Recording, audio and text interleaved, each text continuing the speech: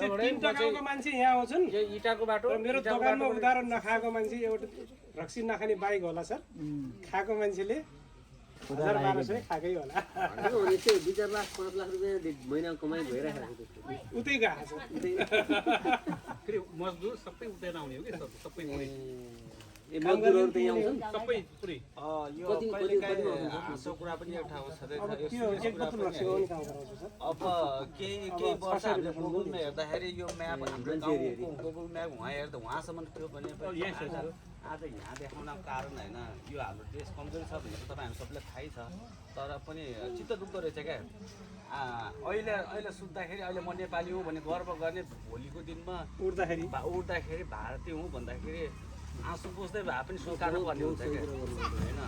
त्यो कुराले गर्दा कसैले आवाज उठाइदिँदैन हाम्रो आवाज सोसियल मिडियाको यो गुगलको कुरा नि अस्ति हिंसाले फेसबुकमा हालेपछि मैले पनि हेरेँ तपाईँको लाइन फेरि मेरो मोबाइलमा हेर्दाखेरि अर्कै देखायो अनि फेरि मैले अर्को साथीकोमा हेर्न लगाएँ होइन अर्को साथीकोमा हेर्न लगाउँदा फेरि लाइन फरक देखायो क्या अनि गुगलको पनि किन यो इन्डियाको सेटेलाइट फरक भएको कारणले गुगलको पनि फरक देखाउँदैछ इन्डियन नम्बरबाट गुगल खोलेको छ त्यसले आइडी खोलेको छ भने त्यो देखाउँछ इन्डियाबाट यहाँ है अनि नेपाली नम्बरबाट हामीले गुगल खोलेर हेर्यौँ भने त्यहाँ देखाउँछ गाई छ नि त्यहाँ देखाउँछ हैन अब यो यति भित्र गइसक्यो भने यहाँ घरहरु त सबै गए नि पक्की घरहरु अब सबै गइसक्यो नि आजसोको सबैको आँखो लिम्पियाधुरातिर मात्रै जान्छ क्या जहाँ आफ्नो जमिन होइन लाल पूर्जावाला जमिन जो खाइ भोग गर्दै आएका हामीहरू हेर्दा सुत्दाखेरि इन्डिया भएका हुन्छौँ होइन छौँ पनि अहिलेको दिनमा है अनि सुनिदिने आवाज छैन आज त धन्य दुईटाको सरकार छ यो सरकारले सुनेर पनि जीवनमा कसैले सुन्नेवाला पनि छैन छैन यो साँच्चै हामी त अनागरिक त भनेर एकचोटि भनेर आवाज उठिरहेको थियो नि साँच्चै पनि त अनागरिक हामी हुन लागिरहेछौँ त्यो पीडा हामी आफैमा पनि छ हो म नेपाली हो भनेर गर्व त गरिन्छ तर त्यो गर्व गरेको औचित्य अलि नरहला जस्तो फिलिङ क्या आफैमा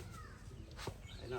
आज अब एउटा कुरा के हो भने हजुरले भन्नुभएको कुरा राम्रो हो सुमन्दरको जालको छडी जस्तो फट्ट गर्दा हुने होइन भर्खर सरकार गठन भएको छ भर्खरै हो कि होइन 2-4 महिना नभइकन यसको इम्प्याक्ट पोजिटिभ नेगेटिभ देखिँदैन त्यो हाम्रो मान्यजी यही हुन्छ उहाँले पनि भनिसक्नुभयो हामीले पनि होइन यो जग्गा हाम्रो त्यहाँदेखि यता हामीले कसैले हुन दिँदैन भने यो अहन्ता घमण्ड होइन कि मनमा आफ्नो देश आफ्नो बारी त को कति माया लाग्छ नि देशको माया नलाग्ने कुरै पनि भएन होइन हिजोको दिनमा हामी यहाँ बस्दाखेरि हाम्रो सीमा बोर्डर पुलिस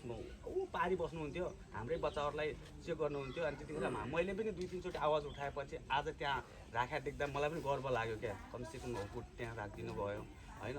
सीमा बल त्यो हाम्रो सशस्त्र बलको के हामीले गरे भने त्यो पुलिस थानामा उडाइदेउने के खाले राखेको हो त हामीले हाम्रो बच्चालाई स्टोप भनेर हाम्रो बच्चा स्कुल युनिफर्म लगाएको बच्चाले सशस्त्रले रोक्छ भने चाहिँ पीडाको कुरा हो क्या त्यो होइन